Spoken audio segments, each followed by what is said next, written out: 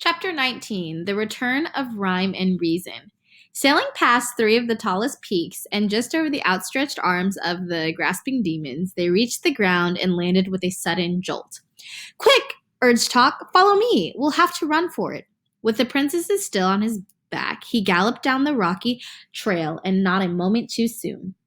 For pounding down the mountainside in a cloud of clinging dust and a chorus of chilling shrieks came all the loathsome creatures who choose to live in ignorance and who had waited so very impatiently. Thick black clouds hung heavily overhead as they fled through the darkness, and Milo, looking back for just a moment, could see the awful shapes coming closer and closer. Just to the left, and not very far away, were the triple demons of compromise, one tall and thin, one short and fat, and the third exactly like the other two.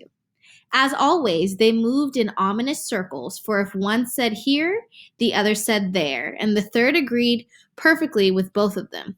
And since they always settled their differences by doing what none of them really wanted, they rarely got anywhere at all, and neither did anyone they met. Jumping clumsily from boulder to boulder and catching hold with his cruel curving claws was the horrible hopping hindsight, a most unpleasant fellow, whose eyes were in the rear and whose rear was out in front. He invariably leaped before he looked and never cared where he was going as long as he knew why he shouldn't have gone to where he'd been. And most terrifying of all, directly behind, inching along like giant soft-shelled snails with blazing eyes and wet, anxious mouths, came the gorgons of hate and malice, leaving a trail of slime behind them and moving much more quickly than you'd think. "Faster!" shouted Talk. "They're closing in." Down from the heights they raced, the humbug with one hand on his hat and the other flailing desperately in the air, Milo running as he'd never run before, and the demons just a little bit faster than that. From off on the right, his heavy, bulbous body lurching dangerously on the spindly legs which barely supported him, came the overbearing know-it-all, talking continuously. A dismal demon who was mostly mouth. He was ready at a moment's notice to offer misinformation on any subject, and while he often tumbled heavily, it was never he who was hurt, but rather the unfortunate person on whom he fell. Next to him, but just a little behind, came the gross exaggeration, whose grotesque features and thoroughly unpleasant manners were hideous to see, and whose rows of wicked teeth were made only to mingle the truth. They hunted together and were bad luck to anyone they caught.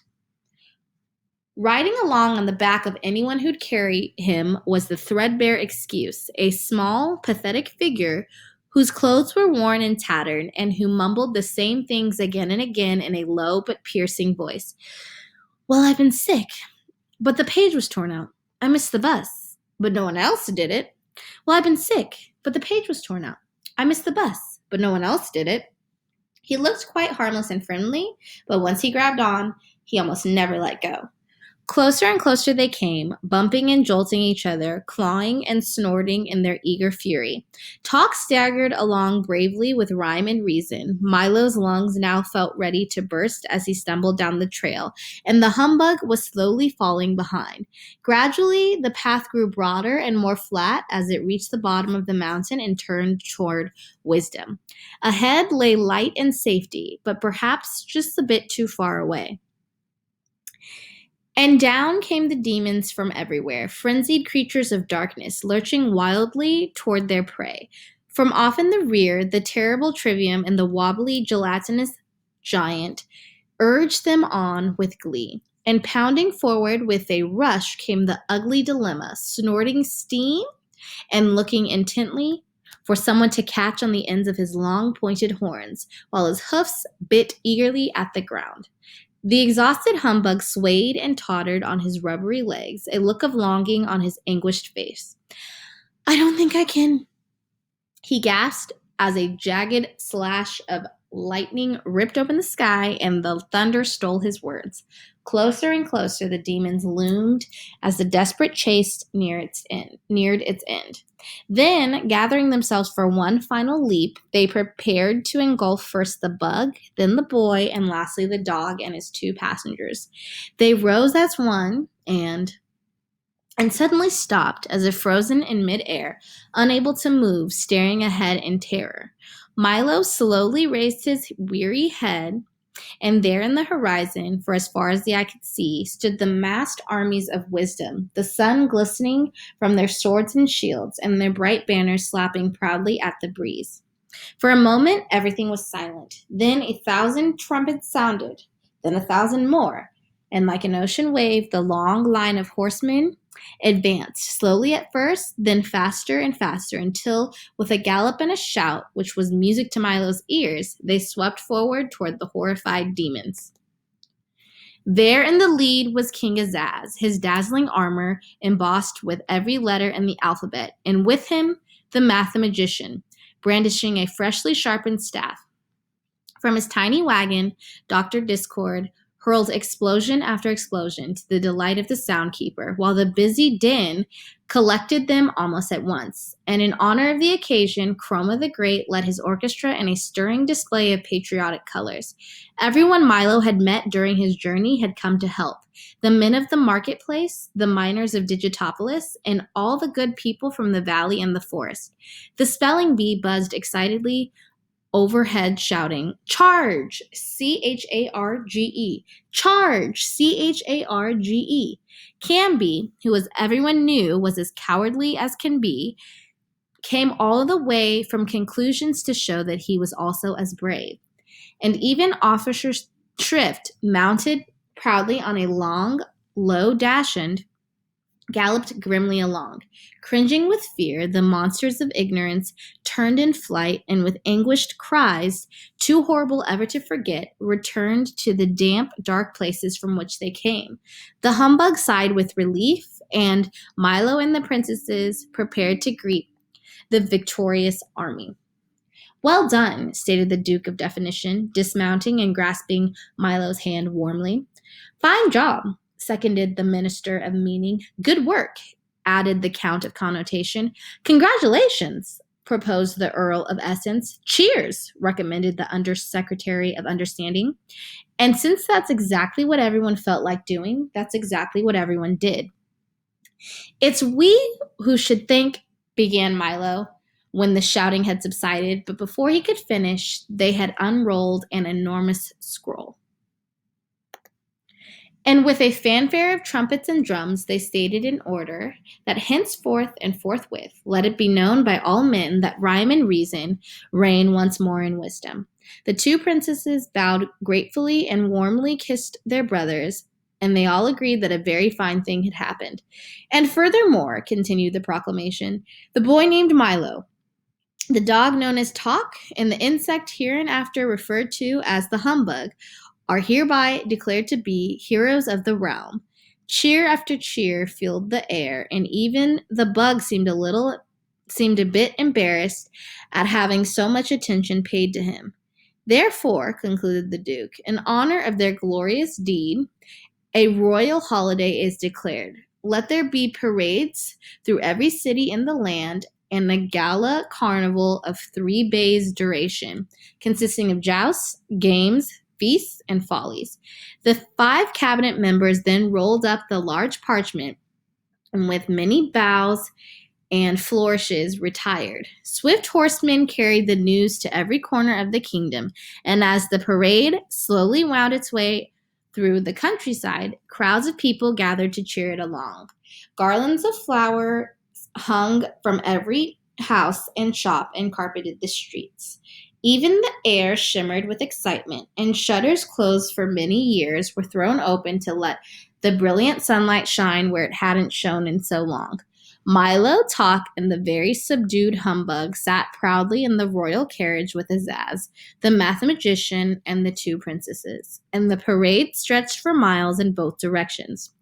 As the cheering continued, Rhyme leaned forward and touched Milo gently on the arm. "They're shouting for you," she said with a smile. "But I never could have done it," he objected, "without everyone else's help." "That may be true," said Reason gravely, "but you had the courage to try, and what you can do is often simply a matter of what you will do." "That's why," said Azaz.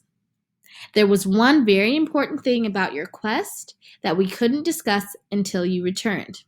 I remember, said Milo eagerly. Tell me now. It was impossible, said the king, looking at the mathematician. Completely impossible, said the mathematician, looking at the king. Do you mean? Stammered the bug, who suddenly felt a bit faint. Yes, indeed, they repeated together. But if we'd told you then, you might not have gone. And as you've discovered, so many things are possible just as long as you don't know they're impossible. And for the remainder of the ride, Milo didn't utter a sound. Finally, when they'd reached a broad, flat plain midway between Dictionopolis and Digitopolis, somewhat to the right of the Valley of Sound and a little to the left of the Forest of Sight, the long line of carriages and horsemen stopped, and the great carnival began. Gaily striped tents and pavilions sprang up everywhere as the workmen scurried about like ants. Within minutes, there were race courses and grandstands, sideshows and refreshment booths, gaming fields, Ferris wheels, banners, bunting, and bedlam, almost without pause. The mathematician provided a continuous display of brilliant fireworks made up of exploding numbers which multiplied and divided with breathtaking results, the colors, of course, being supplied by Chroma, and the noise by a deliriously happy Dr. Discord. Thanks to the soundkeeper, there was music and laughter, and for very brief moments, even a little silence. Alec Bings set up an enormous telescope and invited everyone to see the other side of the moon, and the humbug wandered through the crowd accepting congratulations and recounting in great detail his brave exploits, most of which gained immeasurably in the telling. And each evening, just at sunset, a royal banquet was held. There was everything imaginable to eat. King Azaz had ordered a special supply of delicious words in all flavors, and for those who liked exotic foods in all languages too. The mathematician had provided innumerable platters of division dumplings, which Milo was very careful to avoid, for no matter how many you ate, when you finished, there was more on your plate than when you began. And of course, following the meal came songs, epic poems, and speeches in praise of the princesses and the three gallant adventurers who had rescued them. King Azaz and the mathematician pledged that every year at this same time they would lead their armies to the mountains of ignorance until not one demon remained, and everyone agreed that no finer carnival, for no finer reason, had ever been held in wisdom. But even things as fine as all that must end sometime, and late on the afternoon of the third day, the tents were struck, the pavilions were folded, and everything was packed ready to leave. It's time to go now, said Reason, for there is much to do, and as she spoke, Milo suddenly remembered his home. He wanted very much to go back, yet somehow he could not bear the thought of leaving. And so you must say goodbye, said Rhyme, patting him gently on the cheek. To everyone? Said Milo unhappily. He looked around slowly at all the friends he'd made, and he looked very hard so as not to forget any of them for even an instant. But mostly he looked at Talk and the humbug, with whom he had shared so much, the perils, the dangers, the fears, and best of all, the victory.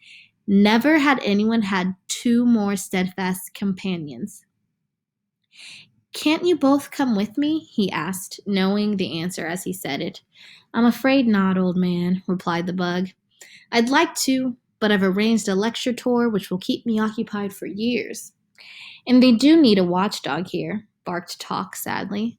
Milo embraced the bug, who in his most typical fashion was heard to mumble gruffly, bah, but whose damp eyes told quite a different story. Then the boy threw his arms around Talk's neck and for just a moment held on very tightly. Thank you for everything you've taught me, said Milo to everybody as a tear rolled down his cheek. And thank you for what you've taught us, said the king, and as he clapped his hands, the little car was brought forward, polished like new. Milo got in, and with one last look, started down the road with everyone waving him on. Goodbye, he shouted. Goodbye, I'll be back. Goodbye, shouted Azaz. Always remember the importance of words. And numbers, added the mathematician forcefully. Surely you don't think numbers are as important as words, he heard Azaz shout from the distance. Is that so? Replied the mathematician a little more faintly. Why, if... Oh dear, thought Milo. I do hope they don't start it all again. And in a moment they had faded from sight as the road dipped, turned, and headed for home.